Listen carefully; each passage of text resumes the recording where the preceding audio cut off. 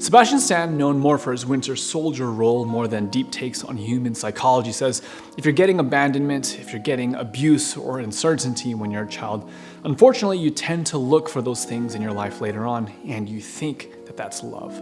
Perhaps you've met someone who fits this bill, someone who seems to be caught in a seemingly never-ending cycle of toxic relationships, abuse, abandonment, and neglect. Perhaps you yourself have been there before and know how dark of a journey it is when you can't seem to find a way out. Today we spend time with my friend Dallas, the barber.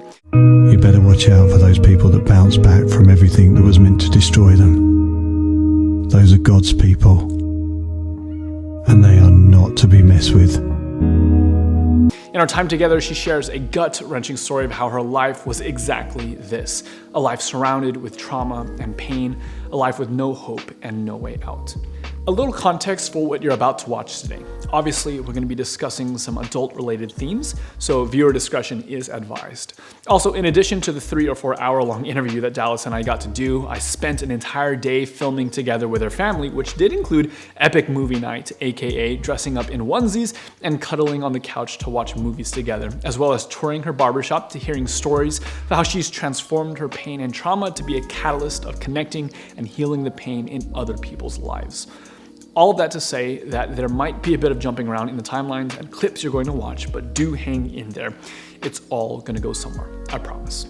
We'll start the story when Dallas was a child walking home from school one day. I remember walking home from school one day and there was a guy on the corner and he said, "Yo, you trying to buy some rock?" And I was like, bro, like I just looked at him like, what? And he's like, "You trying to buy some rock?" And I literally, so naive, like I looked down and pointed at some gravel and I said, "Why would I buy rock from you? There's rocks right there for free. Like, you're silly." And then continued my walk home. And then, was speaking to my grandmother about it later. "How was your day at school? Are you meeting friends?" And I'm like, what? I had no idea. So I just dove in with some rough kids really quick. But then all of a sudden I felt useful. I felt powerful. I felt like I have a job now. I have a purpose now. How did you choose that crowd? Because if you've got one of 20 crowds that you could be fitting in and fitting in well with, how did you end up kind of with that group? I mean, I think probably because, it was different. It was something that I had only seen on movies. I was like, at first just really intrigued by it because I come from a place where that really isn't going on. Like, there was none of that going on at home? No, just like in Helena. People weren't like, yeah, sure, kids were drinking beer and smoking pot, but like you weren't rolling around in cars, and when you rolled by, like, people stepped back. Like, when you were running through the mall, like, people were like, oh, and showed you respect. What I thought of as respect at the time. And so it was just a whole different experience. And I was always a fighter. That was something my dad taught me young. Like, if someone steps to you, you never, ever, ever throw the first punch. You let them throw the first punch.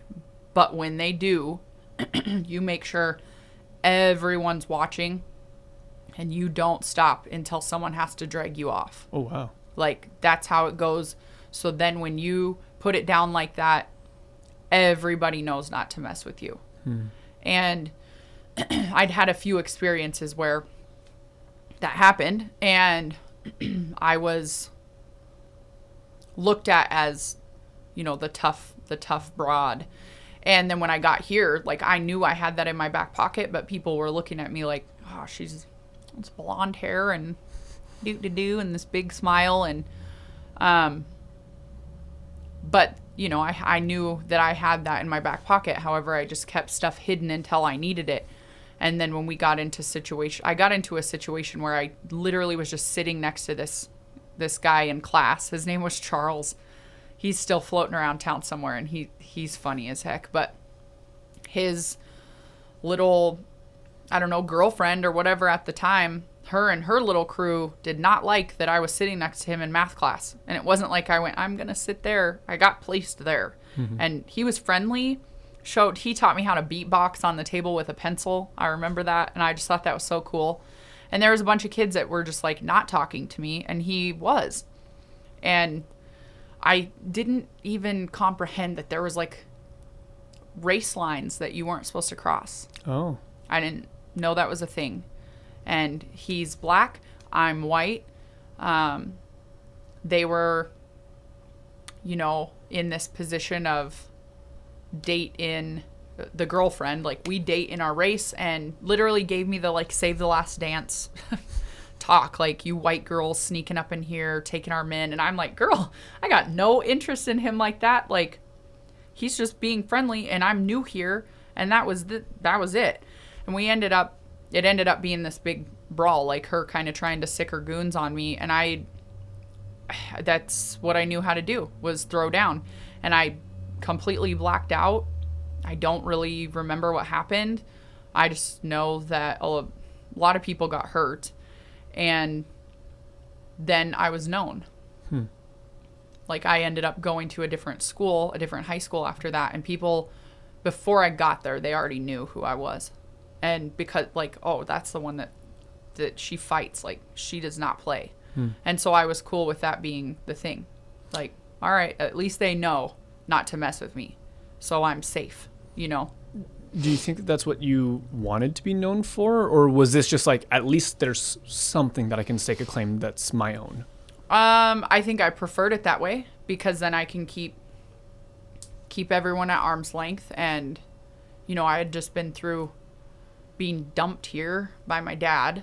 So yeah, talk to me a little bit more about that, because like how I ended up in Spokane. Well, just the idea of abandonment. You were talking about like this being a big theme of your life. Yeah. And so far, all I know is mom wasn't around when you grew up. Which, Yeah. like, I don't want to downplay that, but you know, that seemed to be, there's a dime a dozen of that. Yeah. But it seems for you to be a much more deeply seated issue. Yeah, I mean, because it was, you know, first wife.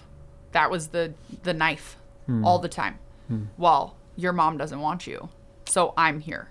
Wow. Like, so you got to deal with this. And then if I would act out, it was like, I'll send you to your mom. And I'm like, please do or don't. Like, I don't care. You know, then the next stepmom. And it was the same thing. Like, your mom left. Like, you know, it was always a tool. It was always a dagger. And then I started to hit puberty.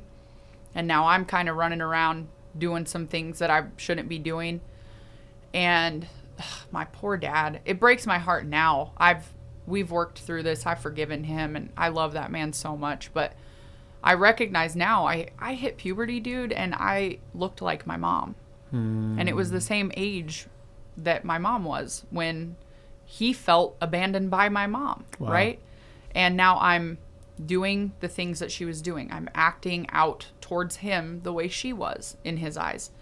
And I mean, it cut me so deep, but I remember him saying at one point, he's like, we got into some fight about something, and he just looked at me and said, you look just like her. And just kind of sat there like, I don't know what that means, you know? And he said, and you're acting just like her too. And the next thing I know, I'm being dropped off in Spokane, Washington, at her house, where I don't know her from Adam. I have zero interest in being here or knowing her, right? Like, I'm about 16 now. But you think you're just going to dump me off on her because you can't handle me anymore? And that's an option. And now she thinks she just gets to step in after 16 years and play mom. Like, you all got me messed up. So I was just hurt and wrecked. And now the person who had been with me the whole time, which there was still a lot of junk, a lot of trauma there, but no matter what, he was my dad, and he was the one that was always there. And now he's abandoning me to the person who originally, in my mind, had caused all this hurt from the start. So that was like, I was just done. It was like, nobody wants me, so I'm just going to go out here and act a fool. I'm just going to go do whatever I have to do to keep myself safe and make sure that no one hurts me. If I have to hurt other people so they'll stay away, or if I have to hurt someone so I'm impressing another person, like whatever it is, I just said, whatever this looks like, I don't care, but I'm just going to keep everyone at arm's length from now on. Did that work for you? I don't know. In the long run, none of it worked, right? But at the time, I felt very in control. Like, I can just dine and dash on life. You know, if we get too close, I'll change my phone number. If I catch feelings, like, I'll just bail. Like, I don't, you know what I mean? Mm-hmm. So, or I'd just run and go to a different group and change it. When I got older, it was the same type of thing, but from state to state. Like, I did tattoo modeling for a long time, so it was like, oh, okay, this situation's getting a little heavy. All right, I got to take a job in wherever, or I'm going to go back to Montana, or, oh, something's hot in Montana, I'm going back to Spokane. Oh, I'm going to go down to Nashville. It was just like little kid to adolescent to big kid, and it was all the same stuff. The same hurts, the same habits. They were just getting bigger. At some point, I'm guessing things kind of explode. Like, there's a breaking point for this, right? There was a lot of explosion. So I always had this background of church, right? Like, it was always in there somewhere. Sure. What was it like for you kind of in the middle of this, this time of pain for you? Well, what was your relationship to faith and church and stuff? I think that stuff started and got bad early because I was seeing it around me, but we would show up at church, but then I would come home and I'm being abused at home. But then there was another incident where I had a friend and I see what their family looks like, and I'm just like, this is so cool. Like, this is what a family looks like. This is awesome. I want to go to a sleepover, and I'm at a sleepover at their house, and they've got a dad and a mom and siblings and family dinner, and we were at this sleepover laying out in the living room on the floor watching TV, and this girl's dad ended up molesting me at their house. So it was like, oh wow, I see him as this amazing father figure, and then that happens, and they go to church and they talk about Jesus, but like that didn't feel right. That felt like it was not okay. So now my idea of what a father is, that's skewed too. Wow. Because like I said, I love my dad. We've been through a lot, but he was pretty physically, he was physically abusive when I was growing up. So same, like this image of parents and respect and, fear of the Lord. It was fear.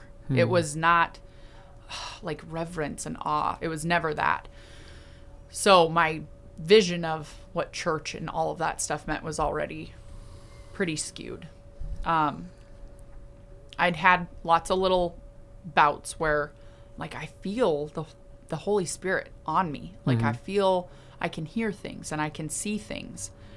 But as I got older, I had one incident where it was like, okay, I'm done. I don't want to, this is right out of high school. I'm like maybe 20, 21 in there somewhere. And I had gone into this church and had been going and serving and had kind of an in-out relationship with this one church for years. And I just prayed and talked to God about it. And I said, okay, I'm going to go in there and I'm going to lay it all on the table. And I made an appointment to talk to a specific pastor. And I just and put everything out there and said, listen, I will do whatever. I just know that I need to be of service. I just know I need to be involved, and I don't care if I had a heart for worship at the time, but I was like, I don't care what it is. You want me to scrub toilets? I'll scrub toilets. I just want to be here and be part of something. And he literally said, like, just keep hanging out. We'll see how it goes. And that was like it for me. Was it because of all the baggage that you brought to the table that he was afraid? I can't tell you what it was really. Looking back on it now, you know, he was close to my age at the time, young in ministry, and I'm sure he had a lot of stuff going on too. And I took it at the time as God said no to me. Like, rejection from mom, rejection from dad, rejection from people.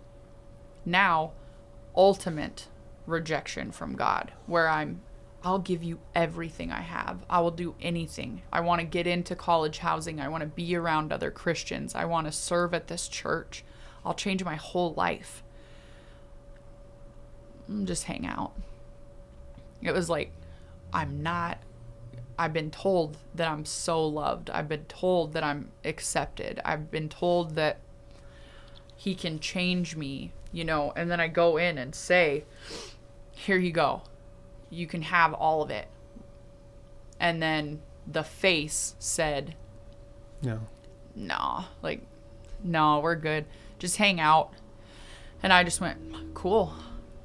Now I'm fully rejected by God. I know that now that was not. I was rejected by a human being who has their own stuff going on. And I can clearly see that now. And I've fully forgiven that person. But I went back out and ran for another 9 years. Any of those things, I could do it like I'm an all-in person. In anything I do, I'm all in. So it wasn't, I'll just have a drink and relax. It was, let me get a bottle and shut this off. Dallas's life, unfortunately, would continue to spiral out of control. More drugs, more drinking, and more problems. This would climax one night after Dollar Whiskey Night. So we went to this place, and it's Dollar Whiskey Night, and that was like a big thing, fighting and showing that I could hang with the boys, because I was always the friend. I was never the, like, I was always like, yeah, that's Dallas. Oh, call Dallas up, because I just always got down with whatever the dudes were doing. And we went up there, and I was told that I had polished a bottle of Southern Comfort, and I had some friends with me, and something happened where it was not that far from where we were, but of course I drove, and I had my truck all rigged out and like big stereo system and all this stuff. So really it was driver's seat, passenger seat, 2 buckets, and then I had this huge sub in the middle, and there was me and I think 4 other people in this, crammed in this truck, like lapped up. And dude, I drove my truck like basically into the Catholic high school. Oh. Like through the wrought iron fence and crashed. I don't really remember much of it. But I remember being in jail and just in so much pain, like my arm was messed up. And I remember just being in so much pain and like crying out in jail.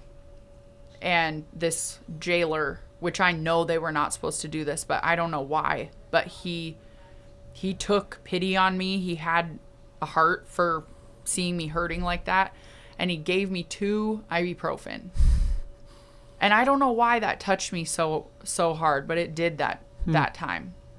And so then, you know, the next day my dad shows up, and my friend who we lived together at the time, her mom shows up, gets me out of jail. We go look at the vehicle, and like thinking about that windshield was just, it was horrifying to look at, because there was just like these 2 huge spider breaks in the windshield, and all I could think about was I could have killed them. Like, and that like really hit me. And I think I was like 19 when that happened, and I was court ordered to go to AA meetings at that point, but I took it like really seriously. And that's when I started to like seek the Lord, and I stayed sober until I turned 21. I did not drink again, and it was just like that. My truck was totaled and these people were hurt, and I was really hurt. Like, I had to have my wrist re-broken and put back together, and you know, it put my dad out. My dad had to come over and like rescue us pretty much. I was seeing someone at the time, and you know, making those phone calls, just blacked out to him, where I was completely in shock. I'd just been in this wreck, but I'm also blacked out, and he was terrified. And I mean, I just saw so much wreckage, and finally had like a moment of clarity and went like, I don't want this to be my life. And I can't honestly tell you if the change started because I was in so much trouble, or if the change started, I know that I'm still very affected by picturing that windshield. But that's when I started to like see the effects of my choices on people around me. And even then, even in that time, like, God showed me so much grace. I mean, I should have spent so much time in jail for that, but like the Catholic high school whose truck I ran into, or building I ran into with my truck, like they basically were like, you know, we just want you to get better. Wow. And I mean, I should have owed them tens of thousands of dollars for the damage I caused. But like, starting to see that kind of grace on my life made me want to turn. Yeah. And that's when I spent like a solid couple of years seeking, and then ultimately being rejected and then going back out. Over the next decade and a half, Dallas was in and out of so many different things. AA meetings, church spaces, even entire states. The damage she felt on her life was caused even in the spaces that were supposed to represent safety and recovery. And as I listened to her story for several hours, I was left wondering, after all of the hurt, all of the rejection, and all of the trauma she's been through, how in the world did she land where she did? In that time, since the story picked up, she had met her husband, they had a baby together, and life was moving forward. But when it came to church and religion, nothing seemed to click. Nothing, at least until this happened. My sister, one of my sisters, who I'd had a really difficult relationship with most of my life. I have one dad. I have two siblings who have the same dad, and then 3 more siblings who each have different dads, but we all have the same mom. So my sister Shelby, her and I had been working really hard over the last probably 2 years at just like getting back together and just working on our relationship. And she was a pastor at Life Center, and that is the church that like 7 years, 8 years, 9 years prior, I had went in, said, I'm sold out, talked to a specific pastor, got completely rejected and shut down. And I said, I will never go back in that building again. Like, I, you know, made the deal with God and was like, I'll go in and I'll do this, and shut down. And so I said, I'll never go in there again, ever. Now Someone I'm at you this love, place, or someone right? that you know at least. Yeah. Where, and she's always been there. My family's always been there, or a plant church of it, right? So she gets a hold of me and says, hey, so I'm going to be preaching for the first time. And I'd really love for you to come. And I was like, you know, because I was like reading my Bible again. I'm trying to like listen to some worship music again, because there's this like pull on me again. But This is still while you're but I'm medicating. drinking, and I'm dealing with this postpartum depression that I don't understand. I was seeking. I did go and talk to a doctor, and you know, get the word postpartum depression, and I was like, no, I don't want to hurt my kid. And she's like, Dallas, it's more than that. more than that. And So I was seeing a therapist and trying to like talk through it. And then my sister Shelby invites me to church, and my anxiety at that time was just like, I was like having to practice with my therapist, like anxiety techniques where I would just like, it would just start kind of overtaking me. And it was like one of the things that she used to teach me, which now seems really silly, but at the time I needed it. It was like, when you feel that rising up and you like just touch the arm of the chair that you're sitting in and just start thinking about what it feels like. Just to like, to ground you, like bring you just back to reality. Because it was so overwhelming. Anyways, so she asks me to go, and I'm like, I'm busy. Oh, I just had a kid. Oh, literally anything I could think of to not go. But I don't know why, but it popped out of my mouth, and I told her I'd go. And then it's like leading up to the point of having to actually attend, and I'm just trying every excuse in the book. Like I could tell her all these things, but ultimately I'm like, no, I have to show up. And Matt's so supportive of it, even though he doesn't get the whole God thing, but he's like, let's go. And I am just overrun with anxiety about this. So in my mind, I said to myself, okay, I'm just going to go in, and Life Center is a big church. It's the biggest one in our town. It's huge. I know what it looks like in there. And mentally, I'm like mapping it out. I'm going to go straight to the front. I'm going to sit in either the front or the second row. Then all I have to focus on is who is talking, God and me. Mm-hmm. And all the rest of the people are behind me, and they're not even there. Right. So we go in, we're early because I like being early. I map it out. Presley goes to the kids center, and I'm just like, okay. And they start worship, and like worship, that type of worship, like singing music, that was like a soft spot for me. Just, okay.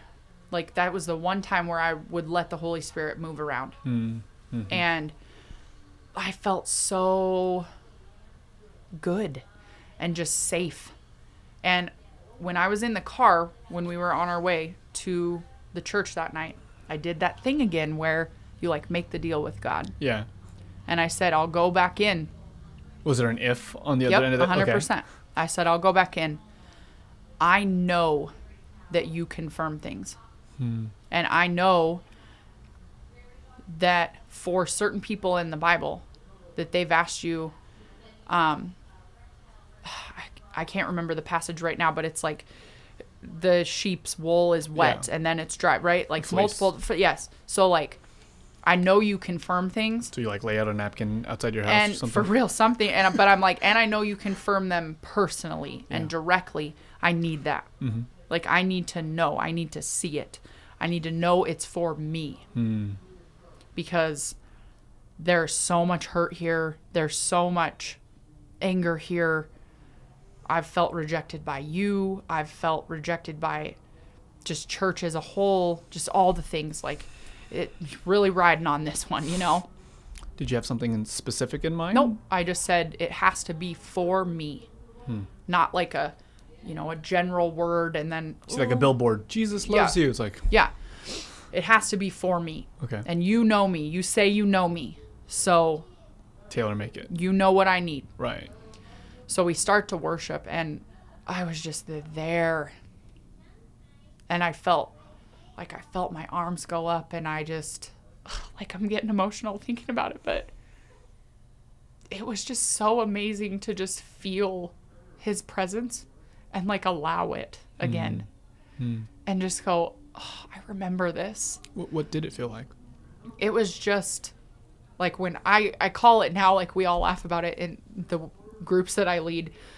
I just start moving around and I get really hot, and it's happening right now.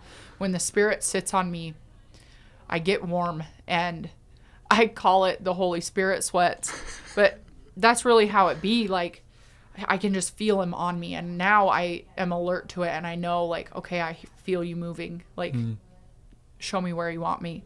Yeah. But I hadn't allowed that in so long, and I didn't truly know what was happening. Exactly what it was. Right. I just knew that when I felt that way, that I was with God. Like, he was tangible. It was a tangible thing. I could feel it. So we're worshiping, and I'm just like, okay. And I start to calm down, and it was like all that anxiety. It was like, and they're that church where, you know, you're like done singing and a couple announcements and like, tell your neighbor what you ate for breakfast. And I hate that. So I don't want to talk to anybody. I don't want to be in that position, right? So I know it's coming. So I'm like looking around, like making sure. And, okay, no one's going to. Go ahead and shake hands with your neighbor and let them know what your favorite activity is. And I'm just like, and we're good. And I start to sink down, and I feel this tap on my shoulder. And I was just like, and then I turned around, and there was this woman, and she said, are you you're Dallas? Whoa. And I went, I was still bent up about a lot of stuff. Sure. And I said, yeah, I'm what, you know my mom? And she goes, no. And I said, oh, you know my sister Shelby? Because everyone in that church knows who they are. And I'd never had my own identity inside that church. It was your Carrie's daughter or your Shelby's sister or, right? So I just, instant defense. Oh, you know my mom? You know my sister? And she just, I mean, she was so kind. And she just was like, no, I don't. Anyways, listen, can I talk to you after service? And I was like, sure. Now I have 45 minutes to sit here and go, What does she want to what talk does about? she want? What does she want? What does she want? And that's all I did. See, as you're saying she's kind, but that seems like a very unkind thing to do. Like, she had no idea, like, of course, that I but- was riddled with anxiety, and I had sent myself on a very specific mission and told God, like, yo, you got to do it and do it like this or else. Like, this poor woman had no clue. But anyways, you know, I'm like, yeah, sure. And I do I recall a little bit of my sister sharing whatever she a shared little bit, about. like a little bit. But nothing. Okay. Uh-huh. Now we're getting to the end, Yeah. and I'm planning my escape in my mind. Because you don't want to show up for that conversation. I don't want to talk to her. Yeah. I don't know her. Did I hurt her? Did I sleep with her son and then never call him back? Did I sell drugs to her daughter? Did I, like, a million things. I was thinking of all the bad things. Did she see me blacked out in a bar and I said something horrible to her? All the bad things. So, because, right, I don't have this fear of God. I have a fear of God. Yeah. So it was like, yeah, You're about to get outed right now. He's gonna tell me. This is my reckoning. Like, he's gonna tell me through this woman, you don't belong here. That's what I was expecting. So I'm like, okay, I'm gonna. Oh, I have a child. I gotta go get him, and maybe I'll catch you right after, and then I'm gonna run to the freaking car. And I'm planning all of this. We stand up, and then my husband, he just so sweet. He just put his hand on my shoulder, and he said, that lady wanted to talk to you. I'll go get Presley. And I was like, you. No, there was my out. I said, okay, thanks, you know. And this woman, okay, dude. Describe her for me. What did she look? You said she's an older woman, but like, Yeah, to be honest, I wish I could remember her name. Oh, I wish one of those. I could remember details about her, but it was not about her. So she says, hey, so I don't live here. I live in Seattle. Whoa. And Which for context is how many hours away from here? right, 6 something. And I was driving home from wherever she was. So I was driving home, and God told me to pull over, to stop at whatever exit. I listen to him. I've learned in my life to listen to him. So I pulled over, and there was a hotel, and he said, go get a room and wait. Whoa. So I went to the hotel and checked into a room, and I waited. And began to speak to me about, it's a Saturday night. He began to speak to me about going to church. So I started looking up churches in Spokane that had a Saturday night service, and this was the only church. So I looked up Life Center, looked up what time, and he just told me to begin to pray. So that's what I did. I got myself ready, I got something to eat, and I just began to pray in the Spirit over whatever it was that he was asking me to pray about. And I showed up here when she said when worship started, and she's sitting behind me, like 4 rows behind me. She said when worship started, she heard my voice and she knew that it was me that God had sent her there to speak to, and that she'd been praying for, the last couple of hours. And I'm just staring at her like, you're nuts. And she goes, I recognized your voice. Like, what? She goes, it was about 10 years ago. And I went to a women's conference or women's retreat or something, and you sang at it. You sang, and God was using your voice then. And I've been praying for you ever since. I don't know why, but sometimes you'll come to my mind and I'll pray. And I came here tonight and I heard you singing, and I knew it was you. You look nothing like you did then, but I knew it was you. And God sent me here tonight to tell you something. And I was just like astonished. She said, he was using your voice then, and he still wants to use your voice. It's going to be a little bit different, but God has a plan for you. And all you have to do is just give him your life back. And he wants to use your voice in an amazing way.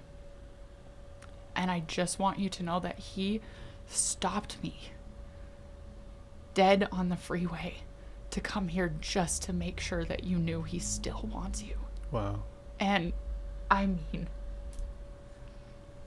confirm it and then confirm it again and make it so real that I can't deny it. Funny story is that my mom was actually the keynote speaker at that women's conference, and this woman had no idea. Oh, wow. Like, it was that personal, where everything that had been tied to religion and church up until that point, he moved it out of the way and said, this is just for you.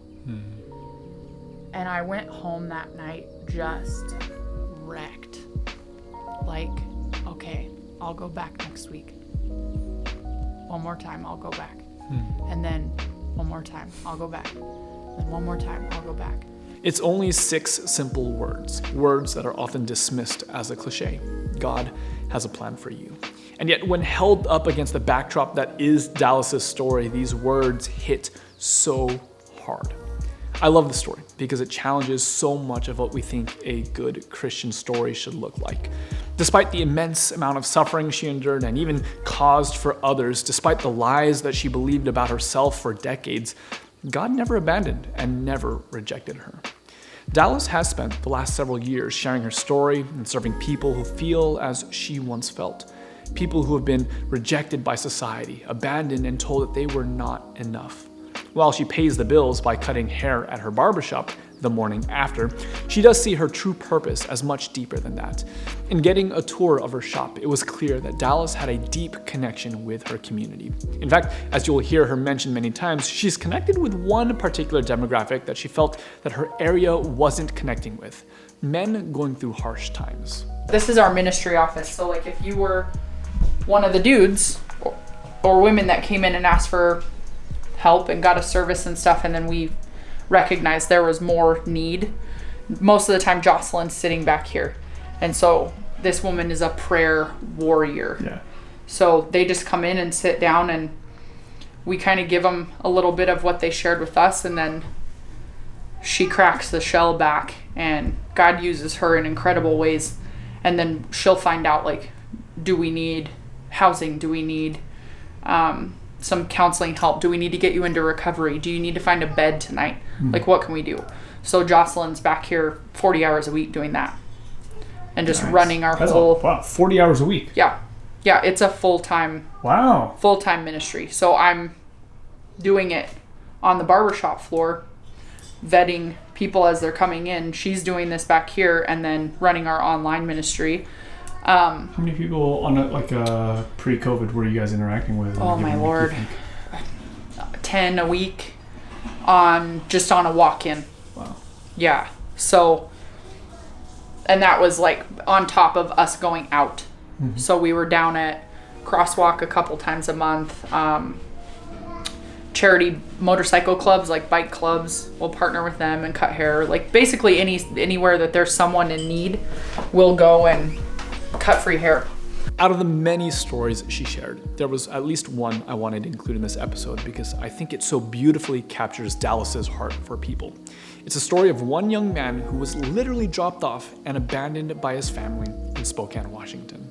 We had this kid last year, Poseidon. What a cool name. I was just over at the Starbucks with Katie, my friend. We were just grabbing coffee and hanging out together, and he was there just trying to get warm. And there was another family a couple feet away. It was a dad and 2 kids, and they didn't have shoes or coats. Mm-hmm. And the Holy Spirit was like, okay, you go over there and you go over there. Let's do some ministry. So Katie went out to her car, and she just happened to have she has 2 young girls. She happened to have stuff in her car. And so she sits down with this dad and starts talking to this dad. And then I started talking to Poseidon and was like, yo, he tried to literally trade us his pocket knife for one of our cups of oatmeal. Wow. And we were like, no, bro, let's set you up. And then God was like, more. You need to do more. So we invited him over to get a haircut. And I told him, my schedule is crammed. I book out 3 weeks in advance, and it's 15-minute increments. I'm on the dot with my guests. So I told him I randomly have an opening today at 10:30. My barbershop's right down the street. Just come, I would love to hook you up today. And he didn't show up. But then all of a sudden I see him coming. So I had a kid that was apprenticing under me at the time, and I told him what happened real quick. Said he's walking down, and I can't take him now because I have another guest coming, but can you take him? And he's like, yeah, no problem. This kid came in, dude, and he smelled so bad. His clothes were molded to him. He'd been on the streets in Spokane, left here 6 months, and it was the middle of winter. Whoa. It was freezing outside. We had to open the windows, light some candles, and it was so amazing because the guests that were in here, they're paying top dollar to have services done. They were so gracious and so loving and so kind. So same, the Holy Spirit was just more. You have to do more. You can't just cut this kid's hair and send him back outside. So one of my guests who was in my chair, who never carries cash, and I don't think he's a believer, he was like, I said, I got to go across the street and get this kid a new coat, something. I just know I'm supposed to do something. So I told my apprentice, and I was like, listen, tell my next guest, she'll understand. I got to go do this. And then the guest who I had in the chair, he's like, this is weird, but I never carry cash. And I got this feeling that I was supposed to pull out cash. Can I come with you? Wow. And I went, yeah, bro. So we went over across the street to the Marshalls. He threw in $100. We got this kid coat, socks, boots, set him up. Isaiah was the kid that was taking care of him at the time. He's working with him, and this kid's hair is matted up. I mean, it was bad. It was so sad. And we had that spare room that you and I were just in, and we just went and laid the clothes in there, cut all the tags off, and then my guest Tom, he had to bail. So he left, and I just was overrun with emotion for this kid. I was heartbroken for this kid. So I went onto the other side of the building, which was empty at the time, and just began to pray. And I kept seeing him in the front seat of a car. And I'm like, God, I don't know why you're showing me this. I have another client. I can't take him anywhere. Why are you showing me this? And he got done with his service. I pulled myself together for a few minutes and I went into the other side of the building and I said, Poseidon, listen, my buddy Tom that was just here in the chair, I don't know, he left some stuff for you if you want to go check it out. It's in the other room. Like, I did not want him to know that we did that, because I didn't want him to feel, yeah. So I just said, I don't know, Tom had some stuff and it's in the other room if you want to go check it out. This kid goes in there and he was just like, wait, what? We said, I don't know, dude. Tom just said this stuff was for you, so it's all your stuff now. And he's like, he just began to, tears just streaming down his face, but he was like, no sound. He just said, this is mine? I said, yeah, dude. And I had to like leave the room because I was, and they're helping him look at it and he goes, can I, and still just tears streaming, can I put this on? We said, yeah, man. There's a bathroom in back. You go ahead, clean up. Like, God said so specific, do not make him put his old clothes back on. Like, he is new. Oh. Yeah. Woo! He said, okay, you're doing the haircut, you're doing the service, but I'm doing the work. And he walks out new. Man. And I said, okay. So we tell him, like, this is your stuff. He puts it on and he just starts wailing. And then my pastor pulls up out front and I'm on the other side of the building. Not planned to be here. He was on his way to do something else, came to pick up some mail. And I said, he walked in and saw me a mess. And I said, bro, I need your help. He said, what? What are you? And I told him what was going on with the kid. I said, I need you to go over there and pray with him. And Kenny goes, cool, got it. He walks over there and just says, hey, Poseidon, what's up? I heard you're a cool kid. And remember, it was his wife in the morning that started all of this with me. So this had been going on for like 6 hours now. He'd been at the shop all day. Wow. And Kenny starts praying with him. And they finish the prayer. And Kenny goes, what do you want? And Poseidon's like, what do you mean?